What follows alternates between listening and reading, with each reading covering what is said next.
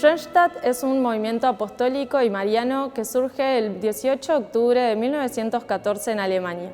En ese día, el padre José Kentenich le propone a un grupo de seminaristas pedirle a la Santísima Virgen que se establezca en una capillita en la que se juntaban. Esta capillita después se transformó en lo que conocemos ahora como el santuario original, un lugar de gracias y de peregrinación. La convicción del padre y fundador fue que, a través de la vinculación con el santuario y con la Virgen María, estamos llamados a formarnos como hombres nuevos y a ser instrumentos para transformar la sociedad. El primer santuario filial fue construido en nuestro país y es una réplica exacta del santuario original. Alégrate, mujer. Estamos celebrando los 100 primeros años de las consagraciones femeninas del movimiento de Schoenstatt. En Uruguay también nos unimos a la familia internacional y celebramos el centenario de la mujer, porque significó el inicio y la incorporación de la mujer en el movimiento, pero también porque permite anunciar el ideal de ser imágenes vivas de María en nuestra vida diaria, en la Iglesia y en la sociedad. Agradecemos especialmente a Cecilia Sturla por su generosidad para con el movimiento y con toda la Iglesia. Agradecemos a la rama femenina de Schoenstatt Paraguay que se une en esta transmisión y finalmente agradecemos a la Iglesia de Montevideo, al Cardenal Sturla y a todo el equipo de ICM-TV por acompañarnos en este proyecto. Las ramas femeninas de Schoenstatt en Uruguay celebramos este año con 2 charlas a cargo de la profesora Cecilia Sturla. Cecilia Sturla es profesora de filosofía por la Universidad Católica Argentina. Dictó clases de filosofía y conferencias sobre temas relacionados con la filosofía, el feminismo y el liderazgo. Es autora de artículos de investigación en revistas y de opinión en medios de comunicación. Actualmente es directora del Instituto de la Familia y la Vida Juan Pablo II de la Universidad Católica de Salta. Este año fue invitada como disertante en la Asamblea Anual de la Comisión Pontificia para América Latina con sede en el Vaticano sobre la presencia y participación de la mujer en la vida sinodal de la Iglesia en América Latina. Maestrando de Filosofía Política en la Universidad Nacional de Quilmes. Cecilia está casada y tiene 6 hijos y pertenece al Instituto de las Familias de Schoenstatt. Comenzamos con nuestra primera charla que se titula Los feminismos en la historia para comenzar a entendernos. Hola, muchas gracias por la invitación para empezar a hablar de estos temas que tanto nos interesan y que tan poco conocemos por lo general, sobre todo en nuestros ambientes más católicos. Es un gusto para mí poder dar esta charla a Uruguay, así que desde ya muchísimas gracias por esta invitación y por esta oportunidad. El título de la charla le puse un poco de historia para empezar a entendernos. ¿Por qué para empezar a entendernos? Porque cuando uno dice, y sobre todo dentro de un ambiente católico, somos feministas, al feminismo se lo asocia generalmente por las posturas de los feminismos más radicalizados, incluso a veces se lo identifica con lo que algunas autoras llaman los posfeminismos. Entonces, para tratar de entender un poco de dónde viene el feminismo y hacia dónde puede ir, es que vamos a dar esta charla y nos vamos a insertar en la historia. ¿Por qué en la historia? Porque a lo largo de la historia siempre hubieron mujeres que elevaron la voz, a pesar de que la historia no nos reconoció plenamente, ¿sí? Entonces es muy interesante ver el desarrollo, no solamente del inicio del feminismo en cuanto tal, que eso se va a dar a partir del siglo XVIII, sino que antes del siglo XVIII siempre hubieron mujeres que resaltaron, que elevaron la voz y que quisieron ser escuchadas. Muchas veces fueron escuchadas, la mayoría de las veces fueron silenciadas. Pero vamos a ver entonces cómo se desarrolló ese feminismo. En realidad, el feminismo, las ideas feministas, el feminismo en cuanto tal, ustedes saben que la palabra es un neologismo del siglo XVIII. Pero antes del feminismo, de la lucha de las mujeres más activas, más coordinada en el siglo XVIII, hubieron mujeres que tuvieron ideas que podríamos llamarlas protofeministas o ideas feministas directamente, ¿sí? Entonces por eso nos interesa a nosotros ir al tema de la historia. Ahora, muchas veces para ir a la historia necesitamos de un saber arqueológico, porque si las mujeres hablaron, escribieron, dijeron, nos han llegado pocos, nos han llegado como fragmentos. Por eso Séverine Frag, una filósofa francesa, que escribe la historia del feminismo, sostiene que para indagar en el feminismo, en las ideas feministas, en la historia, necesitamos un saber arqueológico. Tenemos que exhumar, descifrar, interpretar las ideas feministas, ¿sí? Entonces nosotros vamos a hacer un poquito eso así rápidamente. Fíjense lo que dice Demócrito, que la mujer no se ejercite en discurrir o razonar porque ello es detestable. ¿Sí? Tenemos una sociedad griega muy contraria a las mujeres no eran educadas, solamente los varones podían ser, los varones atenienses y hijos de atenienses podían ser ciudadanos plenos, que participaban en la democracia. La mujer no, ni siquiera era educada. La mujer se dedicaba a la economía del hogar, oikos, ¿sí? También es interesante ahí porque oikos, de donde viene economía, es casa, es hogar, y la mujer se ocupaba de la economía del hogar, lo que no es poco, pero no servía mucho más que para eso, ¿sí? Entonces podemos hacer, miren, así a grandes rasgos, como para que ustedes tengan una idea, y para aquella persona que le interese investigar este tema, empiece por lo menos con estas autoras. Tenemos una Safo, una de las 7 musas que dice Platón, una gran poetisa. Safo hizo escuela en la isla de Lesbos. Bueno, de ahí viene, fíjense, también de ahí viene la palabra lesbiana, de la isla de Lesbos. ¿Por qué? Porque Safo lo que hizo fue hacer como una especie de academia para las mujeres que querían ser educadas. Hizo una escuela muy importante, iban mujeres de todas las partes de la Magna Grecia a educarse con Safo, ¿sí? La educación de Safo era a través de la literatura, de la escritura, de las tradiciones, de los mitos. Safo es una de las grandes poetisas griegas. Sin embargo, de las 90 y pico de obras que escribió Safo, nos han llegado cerca de 16, ¿sí? Tenemos fragmentos, por eso exhumar, descifrar, interpretar las ideas feministas. Safo le cantaba a la naturaleza, al amor, a los varones, a las mujeres. Bueno, es muy importante esta poetisa, y es alrededor del 650 antes de nuestra era, antes de Cristo. Después la tenemos a Aspasia. Aspasia era primero la amante de Pericles y después la mujer de Pericles. Se casaron, tuvieron 2 hijos, y Aspasia fue un poco la que algunos dicen, no hay muchas fuentes, pero algunos dicen que fue maestra de Sócrates. Qué curioso que nosotros esto no esté como más conocido o reconocido. Es la maestra de Sócrates. Nosotros sabemos que Sócrates fue el maestro de Platón, porque no sabemos cuál fue la maestra de Sócrates. Aspasia dicen que hizo como un gran vuelco en Atenas, y el siglo de oro de Atenas, la parte cultural, cómo brilló Atenas en la cultura, se lo debemos en gran medida a Aspasia o por supuesto a Pericles. Después la tenemos a Hiparquía, alrededor de 346 o 300 antes de Cristo, una mujer muy intelectual, de cuna noble, que se quiso casar con un filósofo feo, pero quería vivir como el filósofo, ¿sí? Y logró su cometido pese a la gran oposición de sus padres, pero que vivió como pensó, ¿sí? Nos han llegado pocos textos de Hiparquía, pero ella lo que promovía era volver a la razón, a la reflexión, y dejarse de tantas banalidades y tantas cuestiones externas. Y después la tenemos a Hipatia, alrededor del 355 después de Cristo, una gran matemática, era hija de un astrónomo.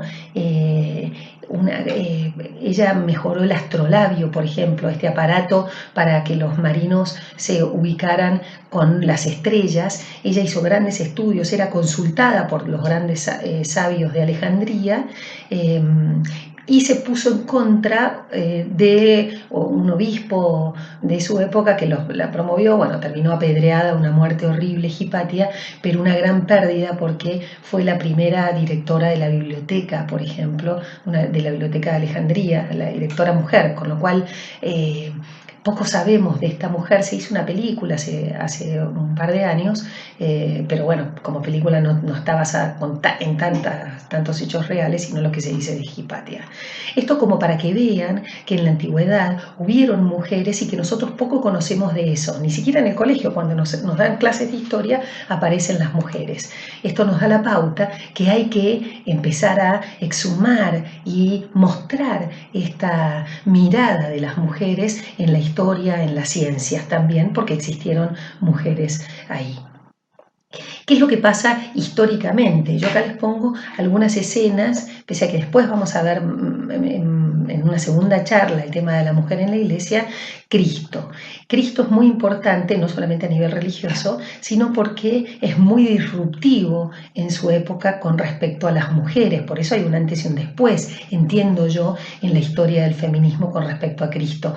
Porque ustedes para ubicarse, Cristo nace en una época, en una cultura judía donde las ideas de los hombres eran las preponderantes. La mujer era importante en el seno de la comunidad judía, pero por su capacidad de engendrar. De hecho, si una mujer no podía tener hijos, el marido la podía repudiar. Por eso es tan dramático el papel de las viudas que quedan solas, pero también el papel de las mujeres estériles. De hecho, si ustedes hacen un raconto de lo que son las Sagradas Escrituras, es la peor calamidad que le puede pasar a una mujer estéril, ¿sí? Porque podía ser repudiada por el marido y quedaba sola. Quedaba la buena voluntad de la familia, de los padres, ¿sí? Entonces Cristo en ese ambiente viene a mostrarnos, pese a que los evangelios fueron escritos por varones, con mirada de varones, es evidente que a los mismos discípulos les impactó la mirada de Cristo sobre las mujeres, ¿sí? Yo les puse acá 4 escenas que si se las lee en clave feminista, se van a dar cuenta de lo que les estoy diciendo. Por ejemplo, la escena donde Cristo a la mujer encorvada la levanta, ¿sí? Y como que la pone erguida, ¿sí? Y le levanta su dignidad. La mujer esta que toca su manto, la hemorroísa. Ustedes saben que la mujer en sus periodos, una vez por mes, tenía que ir a purificarse, porque el periodo era una cuestión impura para la mujer. Entonces, una vez por mes tenía que ir a purificarse al templo. Imagínense esta mujer hemorroísa que no puede ir al templo, que la gente la aparta, ¿sí? Porque la aparta socialmente porque es una mujer impura y desesperada porque durante tantos años tenía pérdidas, le toca el manto. Cristo se da cuenta que sale una fuerza de él, se da cuenta quién le tocaron el manto. Los discípulos dicen, no, a ver, estamos todos apretujados, todos te tocaron el manto.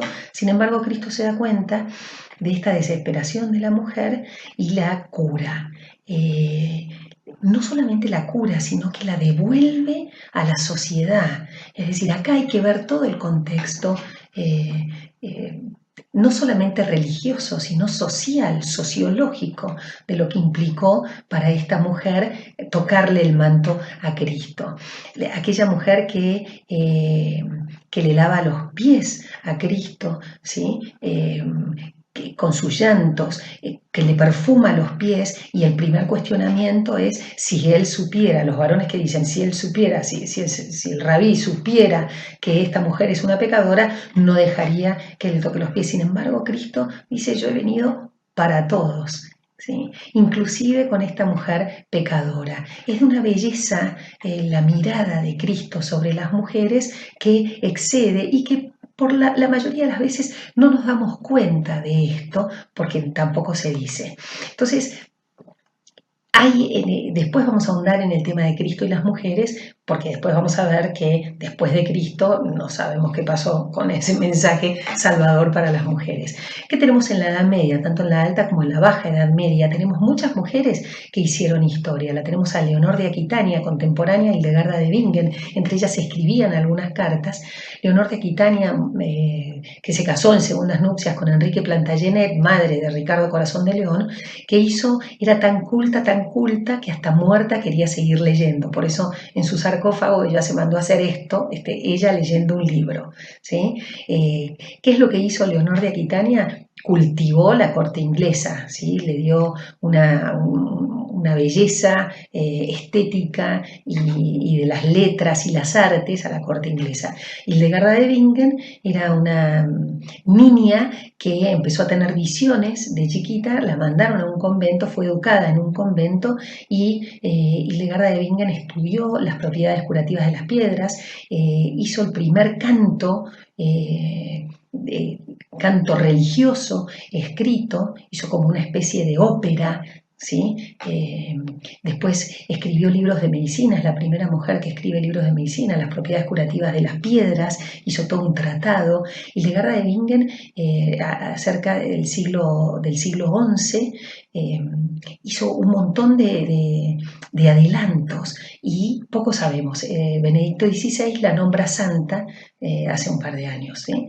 Después tenemos Isabel de Castilla, una gran reina, que podemos estar de acuerdo o no con todo lo que hizo, porque expulsó a los moros, a los judíos de España, pero es una reina que evidentemente tenía el control. Antes de Isabel de Castilla, Urraca de Castilla, lo mismo, fue una reina, no una reina consorte, sino que ella misma gobernó. La tenemos a la gran Juana de Arco, que poniéndose la armadura liberó a Orleans de los ingleses. Juana de Arco, algunos sostenían que era una leyenda, y no, los escritos que nos han llegado dicen que existió verdaderamente, y puso en duda a la Inquisición con sus visiones, y la terminaron quemando en la hoguera. Contemporánea a Juana de Arco, y que nos ha legado todo un poema a la doncella de Orleans, es Christine de Pisan. Christine de Pisan escribe un libro, La ciudad de las damas, en 1405. Ese libro lo tenía, por ejemplo, en su biblioteca Isabel de Castilla. Christine de Pisan escribe en la ciudad de las damas. Ella era italiana, pero pertenecía a la corte francesa, y en la ciudad de las damas Christine de Pisan justamente se encuentra como en un sueño con razón, con naturaleza, con justicia, y les interpela y les dice: ¿por qué las mujeres hemos sido tan abandonadas? ¿Por qué somos tan criticadas? ¿Por qué los curas nos dicen de todo, que somos ocasión de pecado? Y en este diálogo con razón, con justicia y con naturaleza, estas tres visiones le van diciendo que en realidad las mujeres éramos lo más, y que podríamos construir toda una ciudad con las bondades de las mujeres. Este libro, La ciudad de las damas, vale la pena leerlo. Ella lo publica en 1405, y es un libro que tiene en sí un germen de las ideas feministas. Es muy interesante. Hasta acá uno puede ir viendo que hubieron mujeres que hicieron historia, pero que no tuvieron la oportunidad de ser tan conocidas y reconocidas. Yo entiendo que hay que hacer una historiografía nueva, y de hecho se está haciendo, para empezar a investigar a estas mujeres. Pero llega entonces la Revolución Francesa, llega el iluminismo. Y acá nosotros vamos a identificar la primera ola del feminismo, que va a durar hasta que las mujeres acceden al voto a mediados del siglo XX recién. Pero podemos ver un feminismo incipiente, ¿sí? Olympe de Gouges es esta mujer que ustedes ven en esta placa. Es una literata, una dramaturga francesa, y ella dice: si la mujer puede subir al cadalso, también se le debería reconocer el derecho de poder subir a la tribuna. Y el caldo de la Revolución Francesa, lo que antecede a la Revolución Francesa, es ideal para que las mujeres empiecen a luchar. Si buscamos, si existen los derechos del varón y de la ciudadanía, del hombre y de la ciudadanía, Olympe de Gouges escribe un libro paralelo con el título Declaración de los Derechos de la Mujer y de la Ciudadanía, que es calcada sobre la otra Declaración de los Derechos del Hombre en 1789. En este libro, Olympe de Gouges afirma la igualdad de los derechos de ambos sexos. Esto es muy importante porque hasta acá no solamente no tenían los mismos derechos y no había igualdad, sino que directamente, por ejemplo, Rousseau va a decir que la mujer por naturaleza se tiene que quedar en la casa a cuidar a los hijos, que todo lo doméstico pertenece al cuidado de la madre y de la mujer, que la mujer no puede ir en contra de esa naturaleza. Por eso todo el contrato social y por eso todas estas cuestiones que nosotros hoy lo identificamos con varones y mujeres en realidad fueron escritos para los varones y por los varones, ¿sí? ¿Cuáles son las características de esta primera ola del feminismo? John Stuart Mill, un filósofo inglés, en 1869 publica La sujeción de las mujeres o la esclavitud de las mujeres, de acuerdo a la traducción. Él en ese libro pone como 3 grandes reclamos de las mujeres. Primero, los de carácter económico, paridad de retribuciones, admisión de todo tipo de profesión sin discriminaciones, los de carácter jurídico, la igualdad de los derechos civiles, y los de carácter político, la admisión al electorado y a la elegibilidad. Tengan en cuenta que la mujer acá ni siquiera tenía derecho a herencia. La mujer no podía heredar, heredaba el primer varón en línea sucesoria, su hijo o el sobrino, pero la mujer no. Y estamos hablando del siglo XIX. Así que estos 3 grandes reclamos se unen, ¿sí?, en el sufragismo. El sufragismo es un movimiento de las mujeres, hay unas películas muy, muy buenas, muy interesantes sobre esto, las sufragistas creo que se llaman, que muestran esa lucha de las mujeres por ser consideradas ciudadanas. Muchas veces fue una lucha hasta violenta, ¿no? Las mujeres fueron encarceladas, fueron salvajemente silenciadas, acá tienen algunas fotitos que yo les pongo, y este movimiento sufragista tiene mucha importancia en Inglaterra, en Estados Unidos, pero después pasa a los demás países. Rusia, por ejemplo, también tiene mucha importancia el sufragismo. Yo les puse acá, miren, como para tomar una idea, los primeros países que aceptaron el voto femenino, ¿sí? Nueva Zelanda en 1893, Paraguay en 1961. ¿Sí? Había cosas que se empezaron a dar gradualmente. Por ejemplo, en el Reino Unido se admite el sufragio femenino en 1928, pero desde 1918 podían votar mujeres mayores de 30. Varones de 18, mujeres de 30. En Uruguay en 1932, pero votan por primera vez en 1938. En México en 1953, desde 1947 podían votar en elecciones municipales. ¿Por qué en elecciones municipales y no en elecciones nacionales? Fíjense el camino que tuvimos que hacer las mujeres para que seamos consideradas ciudadanas plenas, iguales a los varones, con la misma inteligencia que los varones. ¿Sí? Es muy interesante ese camino, por eso uno siempre dice, en el fondo, uno está dando clases y fue a la universidad porque está parada sobre hombros de gigantes, es decir, las luchas de las mujeres por lograr la plena ciudadanía y los derechos civiles fue una lucha muy importante y es una lucha de la cual tenemos que estar agradecidos. ¿Sí? Por eso el feminismo no puede ser una mala palabra, sino que al contrario es algo que nos posibilitó estar donde hoy estamos. Claro, los derechos civiles no garantizan que cambie la mirada de la sociedad. Los derechos civiles lo que hicieron es, bueno, la mujer vota, se entra como ciudadana y después ¿qué pasa? Todas las leyes están hechas por varones y la mujer tampoco tiene opción. Yo voto, pero tengo hijos, no tengo derechos reproductivos, etcétera, etcétera. Entonces empieza a haber un reclamo diciendo los derechos civiles no nos posicionó, es decir, los que siguen gobernando son los varones porque la mujer está relegada a su casa. Entonces empieza esta llamada segunda ola del feminismo, que es una ola que quiere llegar a la igualdad plena. Ustedes tienen en esta foto a Simone de Beauvoir y Jean-Paul Sartre, amantes. Ellos dos tuvieron una relación muy libre. Simone de Beauvoir nunca se quiso casar. Hoy diríamos que es una relación de poliamor lo que tuvieron, pero bueno, es muy importante el existencialismo francés en esta configuración de la segunda ola del feminismo. ¿Qué es el feminismo de la igualdad? ¿Qué proclama el feminismo de la igualdad? Y bueno, a ver, las diferencias entre varones y mujeres son diferencias que parten desde lo sexual. Simone de Beauvoir escribe en 1949 una obra que es considerada la Biblia del feminismo, muy pocos la deben haber leído porque es un libraco así de 1100 páginas, que es El segundo sexo. Entonces ahí Simone de Beauvoir dice que la historia escrita por varones hace que la mujer sea siempre el otro sexo, un otro, es decir, el hombre se para, ¿sí? Y frente a sí tiene lo otro, lo que es diferente a él, ¿sí? Entonces, ¿esto a qué se debe? Y Simone de Beauvoir va a decir que esto se debe a la naturaleza, porque la naturaleza pesa más en la mujer.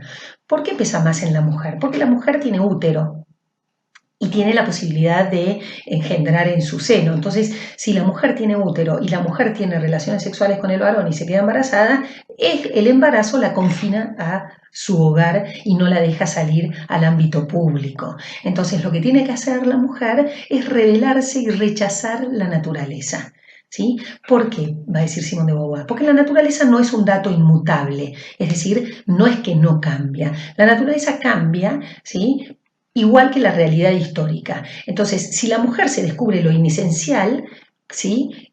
Que nunca vuelve a lo esencial es porque ella misma no opera esa vuelta. Es decir, la mujer, si se posiciona como un otro frente al varón, es porque ella misma se siente como un otro. Es decir, la mujer tiene que rechazar su naturaleza para que no sea considerada como un otro, digamos. Entonces, la lucha por la igualdad se da en el plano específico de la sexualidad, no tanto en los derechos civiles o en el ámbito jurídico. ¿Está? Es decir, si la mujer es dueña de su cuerpo, si la mujer rechaza esa naturaleza, recién ahí va a poder estar en condiciones de igualdad, porque el hombre tiene relaciones sexuales pero no se hace cargo del hijo, la mujer se tiene que hacer cargo del hijo porque lo lleva en sí.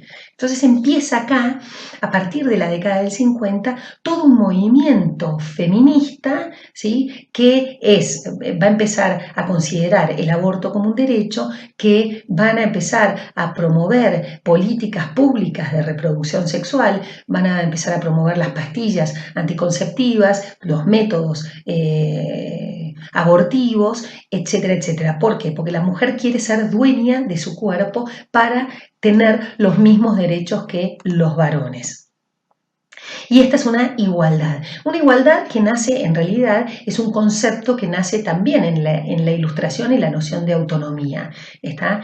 Acuérdense, si ustedes entienden el iluminismo o la Ilustración europea del siglo XVIII, sostenía que podía haber leyes universales a las cuales el hombre iba a adherirse a esas leyes universales, ¿sí? La universalización de la ley. Entonces, la igualdad entre varones y mujeres es universal. En este sentido, el feminismo de la segunda ola se podría decir que sí es un feminismo que parte de esta ilustración. Ahora, esta es Nancy Fraser, una filósofa norteamericana. ¿Qué es lo que va a cuestionar Nancy Fraser? Y acá hay un dato muy interesante. Ella dice, si las mujeres de la segunda ola quisieron eliminar las diferencias con respecto a la lógica masculina, lo hicieron desde el mismo lugar masculino, ¿sí? Por ello es que los patrones de valor androcéntricos impregnan también la cultura popular y la interacción cotidiana, va a decir Nancy Fraser. ¿Qué significa esto? Significa, bueno, yo rechazo mi naturaleza, tengo la igualdad con el varón, pero eso significa igualarme a mí con los varones y masculinizar mi conducta. Es decir, todos los valores androcéntricos de una sociedad, organizados en una sociedad, ¿sí? Yo los adquiero, los asimilo, ¿sí? Y los promuevo, yo como mujer. El feminismo de la igualdad deja de lado la diferencia con el varón y sostiene que entonces toda la sociedad tiene que tener estos valores androcéntricos. Yo tengo que ser igual que el varón, varonizándome, digamos, por decir con una palabra media complicada o inventada por mí, pero masculinizándome, ahí quedaría mejor, masculinizándome. ¿Está? Entonces, La segunda ola empieza, las mujeres de la segunda ola, algunas de ellas empiezan a cuestionar, no, yo no quiero que la sociedad siga masculina y si yo entro en ella sociedad me masculinice yo, sino que tiene que haber algo diferente. Y acá empieza el feminismo de la diferencia o el feminismo de la tercera ola, donde hay el woman power, donde hay un rechazo a todo lo androcéntrico, a todo lo masculino. Por eso este graffiti, ni Dios, ni amo, ni marido.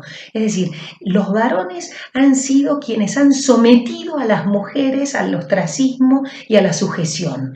Entonces, no vamos a permitir que los varones sigan gobernando y sigan imponiéndonos a nosotros su propia manera de ver. Las mujeres tienen que empoderarse en su ser mujeres. Pero claro, como toda postura va de un extremo al otro, ¿sí? Es decir, de la igualdad van a la diferencia, pero a la diferencia total, y en algunos casos llegan a estos extremos de rechazo o de muerte al macho.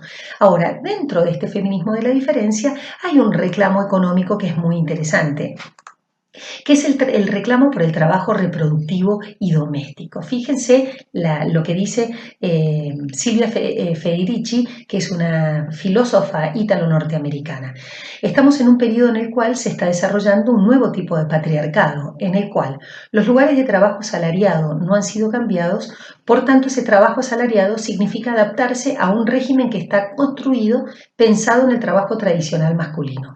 Las horas de trabajo no son flexibles, los centros de trabajo no han incluido lugares para el cuidado como guarderías y no se ha pensado formas para que hombres y mujeres concilien producción y reproducción. El trabajo no implica un mero intercambio de mercancías, ya que los alimentos deben prepararse para ser consumidos, la ropa tiene que ser lavada y hay que cuidar y reparar los cuerpos humanos. ¿Sí? Entonces, acá lo que hay que cambiar son las estructuras sociales que son unilateralmente masculinizadas. Y acá se da como un intercambio muy interesante. Hay quienes empiezan a reclamar que hay una cuarta ola en la actualidad. Hay que ver si históricamente se va a dar esta cuarta ola. Algunas feministas van a decir que ahora viene el tsunami, no viene una ola, viene un tsunami de ideas feministas. Algunos identifican la cuarta ola con lo que yo le llamo posfeminismo. Me puedo equivocar, pero me parece que los reclamos hoy de algunas feministas cayeron en posfeminismos. ¿Por qué posfeminismos? Porque en realidad cuando ya las mujeres adquirieron esta lucha por la diferencia, los valores androcéntricos para que sean valores mixtos y demás, empiezan las luchas de las llamadas minorías sexuales, ¿sí? Y acá ya tenemos otra mirada que es la mirada de género. ¿Sí? Y esto es importante porque la teoría de género empieza alrededor de la década del 90 con Judith Butler, es una de las grandes filósofas de la perspectiva de género, pero el cuarto Congreso Internacional de la Mujer en Pekín, en Beijing, habla de esta teoría de género como una categoría de análisis. El género en realidad se lo diferencia del sexo, que el sexo hace referencia al aspecto biológico, XXXY, es decir, el sexo gonádico, cromosómico, etc. ¿Sí? Hay una parte biológica por la que se nace macho y hembra dentro de la especie humana. El género son todas las construcciones culturales que se hacen alrededor de lo masculino y de lo femenino. Es decir, si yo tengo un hijo varón, me van a regalar ropa celeste, una pelota de fútbol y todas las cuestiones culturales que se hacen alrededor de lo masculino. ¿Sí? Esta perspectiva de género lo que quiere mostrar al ser una categoría de análisis es decir, veamos qué es natural en la mujer y varón y qué es lo construido culturalmente. La teoría de género sirve para eso. Yo les puse como para ver, ustedes hay un manual en la década del 50 de Estados Unidos, ¿sí?, que habla de la guía de la buena esposa, por ejemplo. 11 reglas para mantener a tu amigo feliz. Sé la esposa que él siempre soñó. Y si ustedes ven lo pueden googlear, ese manual, ten lista la cena, luz hermosa, sé dulce e inteligente, arregla tu casa, hazlo sentir como una buena esposa. Miren lo que dice acá, una buena esposa siempre sabe cuál es su lugar y está ella pasando la aspiradora. Es decir, acá nosotros tenemos una construcción cultural que relegó a la mujer, ¿sí?, y que confundió lo cultural con lo natural. Entonces la teoría de género, la perspectiva de género, lo que quiere hacer es mostrar justamente que son perspectivas, es decir, que hay estereotipos de género y que los estereotipos de género son los que a nosotros nos condenaron al hogar y a pasar la aspiradora en la casa, y el hombre va a cambiar el mundo. Pero el hombre no cambia el mundo. De hecho, nos metieron en 800.000 guerras, ¿sí?, porque ellos la dirigían. Entonces la mujer tiene que aportar algo a este mundo.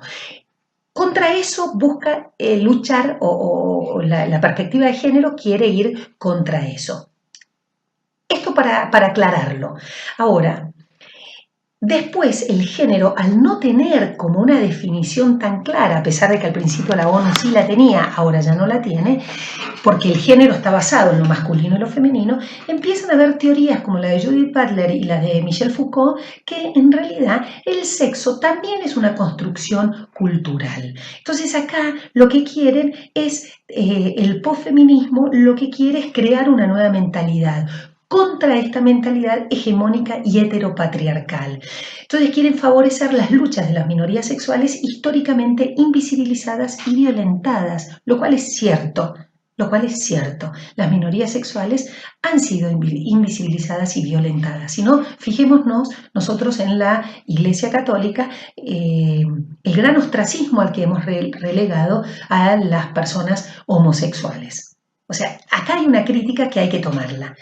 Pero los posfeminismos van mucho más allá, y lo que quieren hacer no es decir, bueno, acá nosotros los hemos maltratado, dejemos de maltratarlos, aceptémoslo porque son un par, porque Cristo hubiera hecho lo mismo, etcétera, etcétera. No, los posfeminismos lo que quieren es, a raíz de estas injusticias, hay que deconstruir lo masculino y lo femenino. Es decir, hay que tirar abajo lo masculino y lo femenino, porque lo masculino y lo femenino existen como una construcción cultural. ¿Sí? Entonces lo tenemos a Michel Foucault.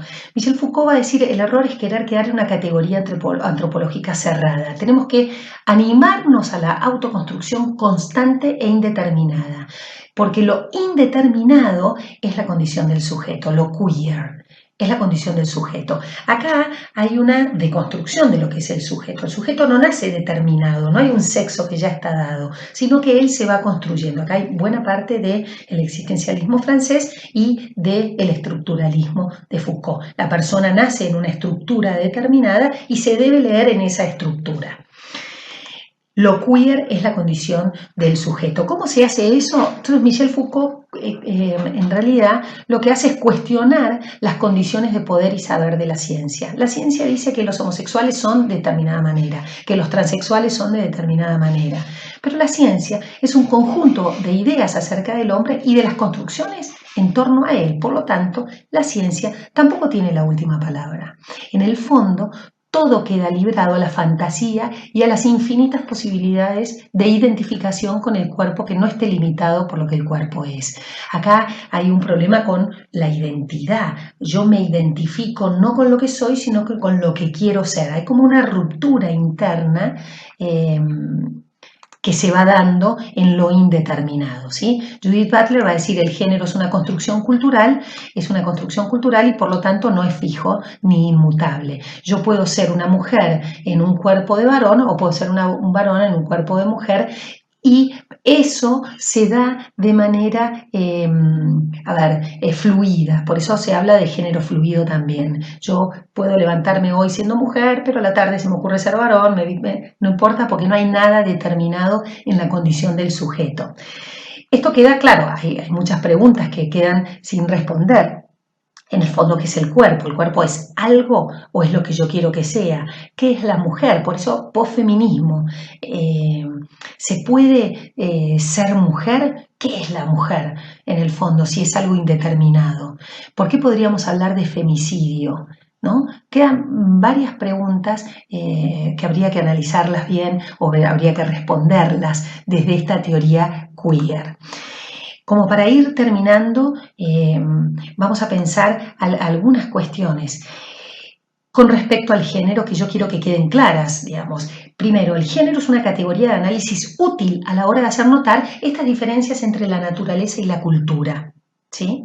Es decir, el género, la perspectiva de género me va a obligar a mí a mirar la realidad desde lo masculino y desde lo femenino, ¿sí? Siempre debemos aclarar en qué sentido estamos hablando de género porque se puede confundir la perspectiva de género con lo que después se llamó la ideología de género o feminismo de género. ¿Está? Es decir, que no existe el sexo o que el sexo masculino y femenino también es una categoría de análisis cuando es algo dado. En realidad, ¿sí? Entonces es importante dejar en claro los argumentos biológicos de los que parte la cultura. No hay cultura sin naturaleza previa, eso es un hecho, es decir, el hombre hace cultura con algo, ese algo ya está dado, y esto es lo que afirmamos nosotros. Ese algo que ya está dado, ya está, yo lo tengo que respetar, yo lo tengo que entender para... porque entiendo que el sexo masculino y femenino no puede ser una construcción cultural absolutamente. Sí, la mayoría de las cosas son construcciones culturales, pero si ya está algo dado, eso me dice algo de mí, de mi ser. ¿Sí? Lo femenino que yo tengo no solamente es cómo yo actúo o las cosas que me da la sociedad a mí, sino que hace referencia a un ser. También tenemos que tener en cuenta que dentro de la Iglesia la mirada hacia la homosexualidad fue muy condenatoria y hablar de este tema es siempre incómodo. Es siempre incómodo. Nosotros tenemos que animarnos a encarar estos temas en las instituciones católicas. Tenemos que jugarnos un poco más. No podemos hacer de cuenta que no existe o que es un drama para una persona ser homosexual o para dentro de una familia descubrir que un hijo, un tío, un sobrino es homosexual. Tenemos que sacarnos esas categorías tan discriminatorias que tenemos. Hay que abrir la mirada, hay que tener una mirada misericordiosa, no por el homosexual, sino con uno mismo, en esas categorías tan férreas que hacen que nos cerremos. ¿Sí? Aceptar la diferencia en la orientación sexual no es discriminar. Aceptando lo uno y lo diverso es como podemos respetar y enseñar a respetar al otro en tanto otro. ¿Sí? Entonces, ¿qué es lo que nos dice a nosotros la historia del feminismo? Nos dice que las mujeres tuvimos que recorrer un largo camino para llegar a donde hoy estamos.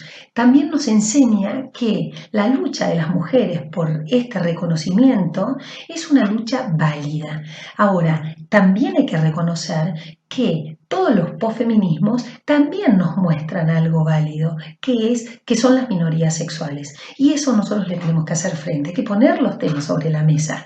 Ahora, eso no implica que deconstruyamos la cultura. Un amigo mío decía, hay que deconstruir la deconstrucción. Hay que entender, ponernos en el lugar del otro. Hay que tener un nuevo lenguaje para hablar con los jóvenes hoy. Nosotros no podemos, con las mismas categorías nuestras, educar a los jóvenes. Los jóvenes tienen otra mirada. Hay que escuchar a los jóvenes porque ellos nos enseñan una tolerancia y un respeto que en nuestras generaciones, por lo menos en la mía, no la hemos tenido. Entonces hay que generar este diálogo con las minorías sexuales, tratar de entendernos, tratar de abrazarlos, porque se parte desde un lugar diferente al que partí yo. Hay todo un dolor, hay un camino, hay un proceso de discernimiento para aceptar o negar el sexo, el propio sexo, que es muy doloroso. Entonces eso no lo podemos negar así como así. Entonces los invito a que todos estos temas del feminismo nos digan algo de nuestra sociedad y nos enseñen a ver una sociedad mucho más justa. Me parece que reconociendo todos estos temas, investigándolos, formándonos en estos temas, es como vamos a lograr una sociedad mucho más justa. Ojalá que así lo podamos hacer. Nos vemos en el próximo encuentro.